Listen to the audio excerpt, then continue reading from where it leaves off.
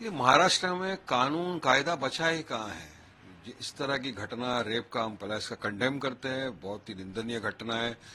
अब आप बात करते हो बेटी बचाओ बेटी पढ़ाओ, बेटी सुरक्षित कहाँ है महाराष्ट्र के अंदर, बताइए ना आप। हर दिन हम देश में देखते हैं कि आज इसका बलात्कार हो रहा है, उसका बलात्कार हो रहा है। एसटी बस जो गवर्नमेंट की अंडरटेकिंग के अंदर आती है बस, वहां पर इस तरह की घटनाएं हो रही है। मतलब किसी के दिल में पुलिस प्रशासन कायदे का डर ही नहीं रहा।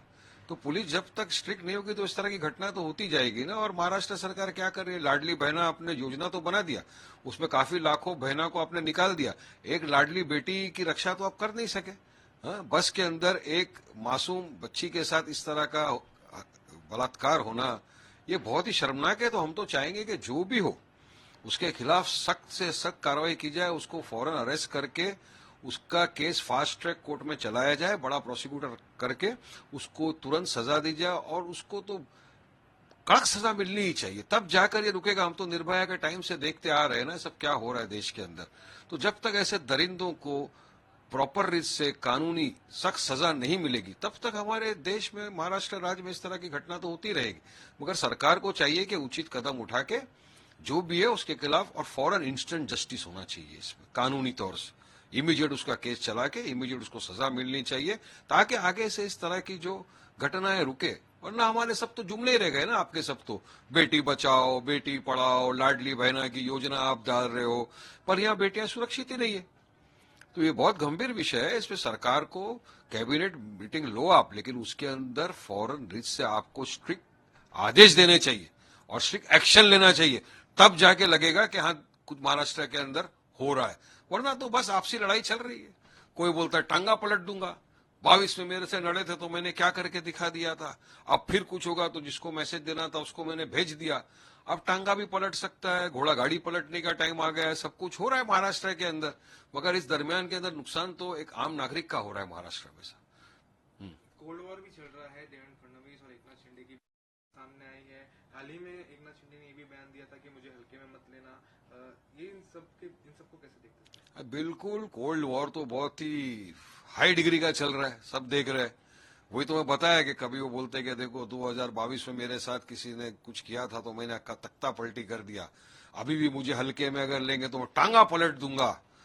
अब टांगा पलट रहा है, घोड़ा गाड़ी पलट रही है, क्या हो रहा है ये तो सब देख रहे हैं। मगर इस बीच में आज ही हमने पढ़ा कि 16 ऐसे जो थे पीडीए और ओएसडी जिसका मंत्रियों ने रिकमेंडेशन किया था, उसको महाराष्ट्र राज्य के मुख्यमंत्री देवेंद्र फडणवीस जी ने नकार दिया। कहा कि ये जो 16 लोगों के नाम आए ये फिक्सर्स है। यानी इतना करप्शन हो रहा है, तो हमारी तो सरकार से ये मांगे ना कि जो 16 लोगों के नाम आपके पास है वो सार्वजनिक करो, और जो मंत्रियों ने उनकी सिफारिश की है वो भी सारे नाम सार्वजनिक करो ना। पब्लिक को पता चलना चाहिए कि क्या दाल में काला है, पूरी दाल काली दिख रही है हमको तो यहाँ पर। जो मुख्यमंत्री जी बोल रहे हैं ना कि ये फिक्सर्स है, तो फिक्सर्स का तो काम मंत्रालय में तो नहीं है ना, फिक्सर्स का जगह तो जेल में है।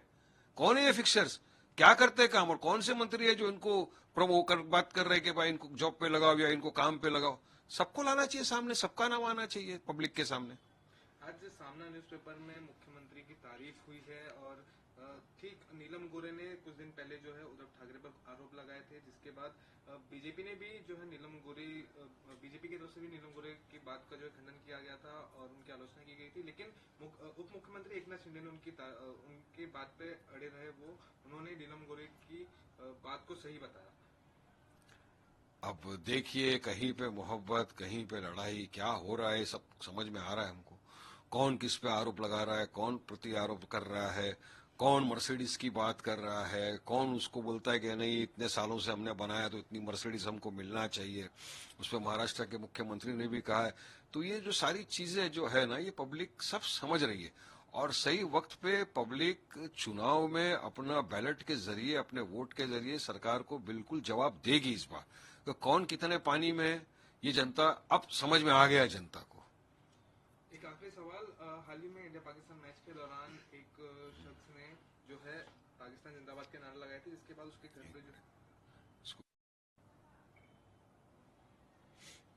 हाल ही में मालवन में एक केस सामने आया, जहां पर इंडिया पाकिस्तान मैच के दौरान एक 15 साल के बच्चे ने जो है पाकिस्तान जिंदाबाद के नारा लगाया, जिसके बाद बुलडोजर एक्शन जो है वो देखने मिला है महाराष्ट्र सरकार की तरफ से। देखिए, बड़ा निंदनीय चीज है कि किसी ने 15 साल के लड़के ने जो नारा लगाया, कोई जाते हुए व्यक्ति ने उसको सुन लिया। इतनी सी बात के ऊपर उस 15 साल के बच्चे को अरेस्ट कर लेते हो आप, उसके माँ बाप को आप अरेस्ट कर लेते हो। इतना ही नहीं, उनको अरेस्ट करने के बाद विदाउट उनको नोटिस दिए बिना, कुछ नहीं, due process of law follow किए बिना आप उनके घर को बुलडोजर से उड़ा देते हो। तो कब ये रुकेगा बुलडोजर वाला चीज? आपको तो पता होना चाहिए, सुप्रीम कोर्ट ने 13 नवंबर 2024 को एक गाइडलाइंस इशू किया है यही बुलडोजर जस्टिस के ऊपर, कि गवर्नमेंट जो है वो जज नहीं बन सकती। अगर कोई भी व्यक्ति कसूरवार है, बेकसूर है, जेल में है, बाहर है, अंडर ट्रायल है, जब तक उस पर कानून केस सिद्ध नहीं हो जाता, जब तक आप due process of law follow नहीं करते, आप इस तरह किसी का घर नहीं उजाड़ सकते। और एक जन के घर आप उजाड़ते हो तो पूरे आप खानदान वाले को सजा दे रहे हो, उसके परिवार वालों को आप सजा दे रहे हो।